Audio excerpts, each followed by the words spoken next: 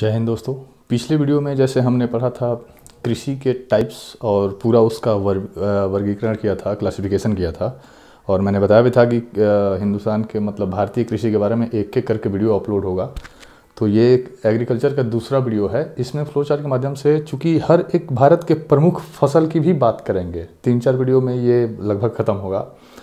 इसमें हम पहले ये जानने की कोशिश करेंगे इस वीडियो में कि कितने तरीके के फसल मतलब यहाँ पे भारत में होती है और किस मौसम में कौन सी फसल बोई जाती है। बेसिकली ये वीडियो उसी पे बन रहा है। इसके बाद हम बात करेंगे जो प्रमुख फसलें हैं उस पे वीडियो बनाएगा। हालांकि यहाँ से भी बहुत सारे क्वेश्चन आ सकते हैं, तो इसको भी हम ध्यान में रखेंगे। देखिए, भारतीय कृषि, पहले भारतीय कृषि को समझ लीजिए। अब भारतीय कृषि जब देश अपना आज़ाद हुआ था 1951 यानी 1951 में एग्रीकल्चर से भारत के जीडीपी में लगभग 51% योगदान होता था। कृषि क्षेत्र से 51%, सोचिए आप थोड़ा। अभी अगर 2020-22 की बात करें तो जीडीपी में कृषि के क्षेत्र से केवल 17% योगदान जाता है भारतीय जीडीपी में। लगभग 53% यानी 53% लोग अभी भी कृषि में संलिप्त हैं, यानी किसी न किसी रूप से कृषि कार्य करते हैं, तब 17% जा रहा है। और यहीं 51 की बात करें 1951 की, तो उस वक्त लगभग 50% से ऊपर 51 या 52% जीडीपी में योगदान जाता था। तो कहीं ना कहीं एग्रीकल्चर में कमियां हैं। हालांकि इसे सुधारने के लिए कई तरीके के कार्य भारत सरकार करती आई है।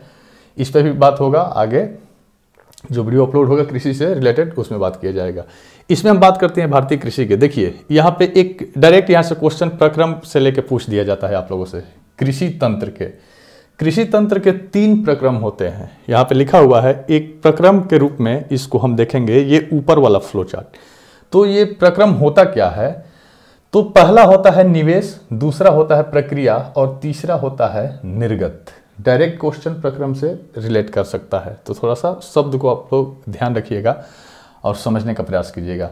निवेश मतलब होता क्या है? कृषि करने के लिए हमें मशीनों की जरूरत पड़ती है, बीज चाहिए यानी बोने के लिए, बुआई करने के लिए उर्वरक यानी खादर चाहिए, श्रमिक यानी मजदूर चाहिए, श्रम चाहिए। भौतिक निवेश हमारे अनुकूल होना चाहिए। भौतिक निवेश में जैसे वर्षा हो गया, तापमान हो गया, सौर प्रकाश हो गया और मृदा यानी मिट्टी, ये बेसिक चीज़ें हैं, ये निवेश में आ जाएंगी।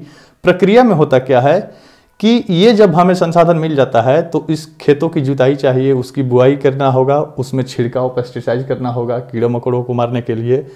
इसके अलावा सिंचाई, फसल की सिंचाई और उसके बाद कटाई, ये प्रक्रिया में आ जाता है।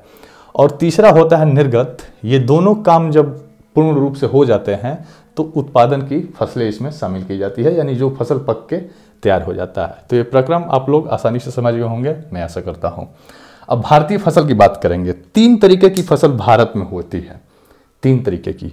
देखिए, पहला खरीफ, मैं थोड़ा यहाँ हट जाता हूँ, खरीफ, रबी और जायद। खरीफ जो फसल होती है ये जून से जुलाई में बोया जाता है। जून और जुलाई के मध्य इसको बोया जाता है। इसे वर्षा काल की फसलें कहते हैं, ठीक है ना। खरीफ फसल वर्षा काल की फसलें होती हैं। सितंबर से अक्टूबर में इसकी कटाई हो जाती है। जून जुलाई में बोया जाएगा, सितंबर से लेकर अक्टूबर के महीने में इस फसल को हार्वेस्ट कर लिया जाता है, कटाई कर ली जाती है। यहाँ पे दक्षिण पश्चिम मानसून वर्षा से लाभ होता है। दक्षिण पश्चिम जो मानसून होता है, मानसून पे अलग वीडियो बनेगा, उसी से ये फसल मतलब लाभान्वित होता है। अगर उदाहरण के तौर पर देखें तो धान, अरहर, सोयाबीन, तिल, मूंग, उड़द, ज्वार, बाजरा, मूंगफली, तंबाकू, कपास इत्यादि फसलें हैं जो कि मानसूनी फसलें हैं, ठीक है ना। ये खरीफ फसल है, इसको याद रखेंगे। इसमें एक एक पॉइंट पे हम बात करेंगे, एक एक पॉइंट पे। इसको आप लोग, सॉरी यहाँ पे धार हो गया है, यहाँ पे धान होगा, ठीक है।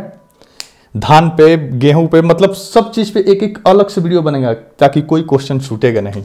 अब देखिए, रबी फसल की बात करें तो अक्टूबर से नवंबर में ये बोया जाता है, ठीक है ना। अक्टूबर नवंबर में ये बोया जाता है और अप्रैल और मई के बीच में इस फसल को हार्वेस्ट कर लिया जाता है, इसकी कटाई हो जाती है। इसके साथ ही साथ एक चीज यहाँ लिखा हुआ है कि पश्चिमी विक्षोभ की वर्षा इसमें सहायक होती है। जो पश्चिमी विक्षोभ होता है, मेडिटेरियन सी, भूमध्य सागर से जो मानसून चलता है, लगभग जनवरी के महीने में तमिलनाडु के एरिया में, मतलब साउथ इंडिया में इसे लौटता मानसून भी कहते हैं, उस वक्त वर्षा होती है तो हल्का फुल्का बारिश होता है और ये थोड़ा सा सहायक हो जाता है फसल में, यही बारिश गेहूं के लिए, हालांकि देखा जाए तो। अब देखिए इसमें होता क्या है, फसल तो बो दिया जाता है। अक्टूबर से नवंबर में उगते समय इस फसल जब जमता है तो उगते समय इसका तापमान कम रहेगा, ठीक है ना। अक्टूबर में बोया जाएगा तो ज़्यादा ना ही गर्मी है ज़्यादा ना ही ज़्यादा ठंडी, ठीक है। तो उगते समय तापमान कम है अक्टूबर नवंबर के बीच में, और पकते समय अधिक तापमान।